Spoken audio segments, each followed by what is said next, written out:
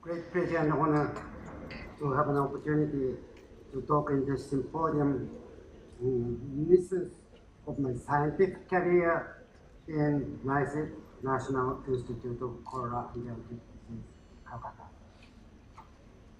I thank you very much for the organizer for the invitation to come to this, my second. My scientific career in NICE started when I received the open invitation from the late Dr. S.C. Powell, then the director of NICE, around 1980. At that time, Dr. Powell and myself was a member of the steering committee of Diarrhea Diseases Control Program with WHO Geneva. And we met 3-4 times a year in Geneva and discussed a lot on the future collaboration. This slide is a snap photo of the WHO Steering Committee.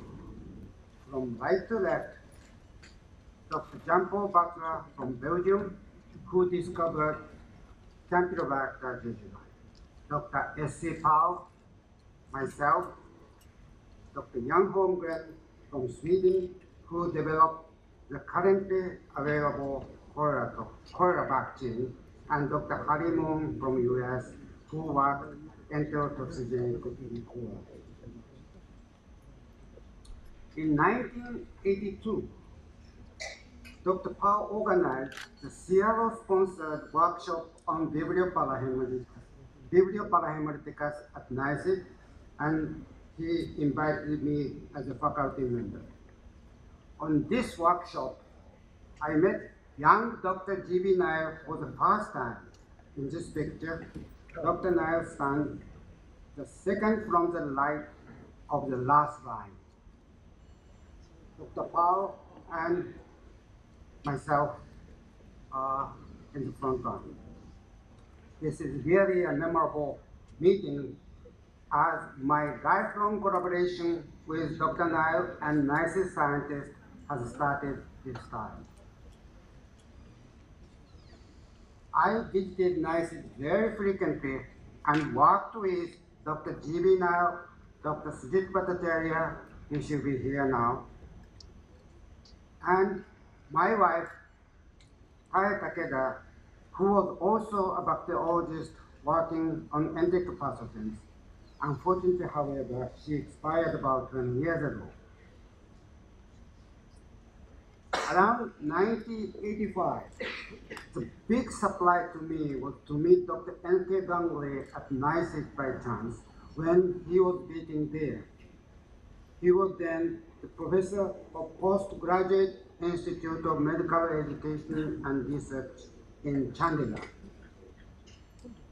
I met him for the first time in 1970 in Osaka, Japan. At that time, Dr. Ganguly got the fellowship of JICA and was working for about 1 year at the immunology laboratory at Research Institute of Microbial Diseases, Osaka University. As I was working at bacteriology laboratory next to his laboratory, we have known each other. Dr. Ganguly invited my wife and myself to Chandigarh and Delhi several times. In 1986, Dr. Nile got the fellowship of Japanese government and came to Japan to work for a year with my wife in Tokyo. This is our first joint publication appeared in ASM journal. Dr. Nile at that time worked on hundreds of non-O1 Vibrio cholerae isolated from aquatic environment of Calcutta. He examined cholera toxin production of these strains, and the technique he had used in this paper has led him to an astonishing finding on Vibrio cholerae several years later. One day in December 1992, Dr. Nair called me to my office in Kyoto University Medical School and told me that there was a large outbreak of cholera-like disease in Madras current Chennai, and the isolated Vibrio cholerae did not agglutinate with anti-O1 antiserum. It was confirmed that these strains produce cholera toxin. These characters are unusual of the so far isolated non-O1 Vibrio cholerae. A similar non-O1 Vibrio cholerae was isolated in Bangladesh by ICDDRB scientists. Dr. Toshio Shimada, National Institute of Infectious Diseases, Tokyo, identified these strains to belong to a new serotype, O139, and together with ICDDRB and NICE scientists, we designated these strains Vibrio cholerae O139 Bengal. Soon after these publications, WHO has claimed that cholera is caused by not only O1 serotype, but also O139 serotype. In Calcutta, Dr. Nair observed an interesting shift of Vibrio cholerae serotypes from O1 to O139. As shown in this slide, O139 was first isolated in Calcutta in November 1982, and within 2 months, in January 1983, all Vibrio cholerae isolated from cholera patients shifted to O139 from O1 serotype. The shift was quite remarkable, but the mechanism how and why this happens was still not clearly understood. This picture was taken as shown here on 28 April 1983 at the Infectious Disease Hospital, Calcutta, next to NICE building. This is also another such picture that shows the chaos in the hospital. This map was what Dr. Nair published in Journal of Infectious Diseases. As mentioned, O139 was first isolated in Madras, October 1982, and reached to Calcutta next month. And it reaches the west coast of this country within a half year, to Bombay, May 1983, and to Ahmedabad, June 1983. When Dr. Nair presented this map at a certain international cholera meeting, an American cholera gang commented, "Is this route map of Indian airline?" Well, the discovery of Vibrio cholerae O139 opened up a new dimension of our collaboration. And our years-long dream to get the JICA grant has finally become a reality.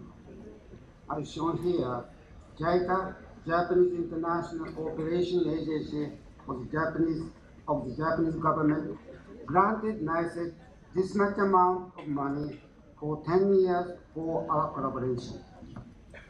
As a matter of course, our collaboration was very successful and fruitful, and more than 200 joint papers were published during these years. This is a picture of Dr. Sujit Bhattacharya, then the director of NICE, and myself on behalf of the JICA at the signing ceremony of the JICA project in NICE. While the JICA project was successfully going on, Dr. Ganguly, then sitting in the chair of the director of ICMO, helped us very much. I dare say, without his help, the project would not be so successful. The most important and significant help is to propose a granting aid from the Japanese government for the new NICE building. I clearly remember the day he drafted the first proposal of the granting aid from the Japanese government in a guest room of NICE guest house. In 2005, Japanese government approved granting aid for the new building with granting for the new NICET building with a significant amount of money for equipment. This is a picture of the new NICET building that was inaugurated in 2006.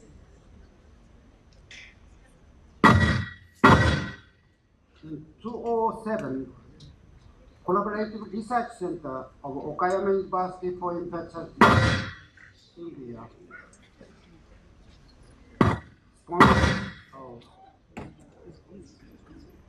sponsored by the Japanese government was founded in the new NICET building, and I was appointed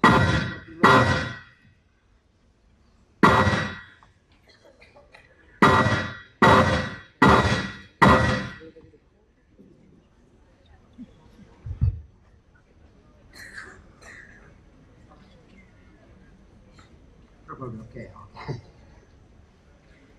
Well, I worked there for 5 years up to 2011 with Dr. Nail, then the director of NICET, and many other good scientific friends of mine. This is one of the achievements what we have accomplished while I was in the Okayama University office in NICET. Dr. Ifikasu, who is here in this hall today, and her team worked very elegantly on the role of Yakult drink in preventing acute diarrhea in children. There are two striking features in this work. One is the number of the targeted children, the other is the number of enteric pathogens examined. This is a schematic outline of the trial of Yakult drink uptake. Approximately 4,000 children under 5 years old were first enrolled for this study. They were divided into two groups. One is a group of Yakult drink uptake, and the other is the group of the placebo drink uptake. Drinks were given for 12 weeks. Some were dropped out, and final number of Yakult and placebo groups were 1,894 and 1,864 respectively. During the uptake period of 12 weeks and the follow-up period of 12 weeks, children were carefully observed for the possible episode of diarrhea. Diarrhea stools were collected and examined for possible causative enteric pathogens. Numbers of enteric pathogens examined were, as shown in this slide, 13 bacteria, 6 viruses, and 4 parasites. Method of the examination were usual culture method, microscopical observation, ELISA, PCR, and RT-PCR.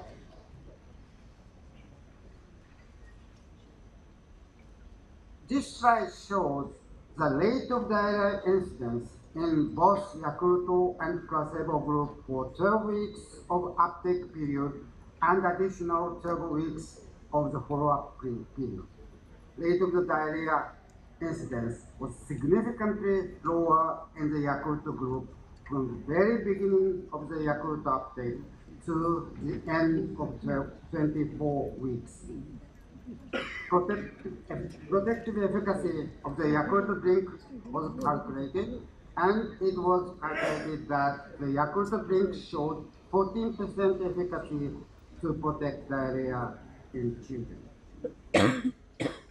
This table showed that the protective efficacy of the Yakult drink was not enteropathogen species specific. It indicates that Yakult drink protect diarrhea caused by any possible enteropathogens. These photos are what were taken during the trial. You can see Dr. So, Dr. Bhattacharya, Dr. Nair, and several scientists from Yakult Central Institute in Tokyo. One more activity I want to add while I was working in NICE, that is the India Probiotic Symposium. As mentioned by Dr. Ganguly, this symposium was started in 2007 at here in NICE here in Calcutta. This symposium was first proposed by Dr. Ganguly when he was visiting Tokyo. I clearly remember the time Dr. Ganguly and myself and other staff from Yakulto discussed about possible symposium to have in India. And first Indian probiotic symposiums held in Calcutta in 2007. At this symposium, I was awarded with a wonderful citation from Professor Ganguly and Dr. Nair. Well, with these wonderful memories, as one of the nicest scientists, if I could say, my current dream is to continue further collaboration with NICE as well as Indian scientists. I don't want to fade away during coming several years. Thank you very much.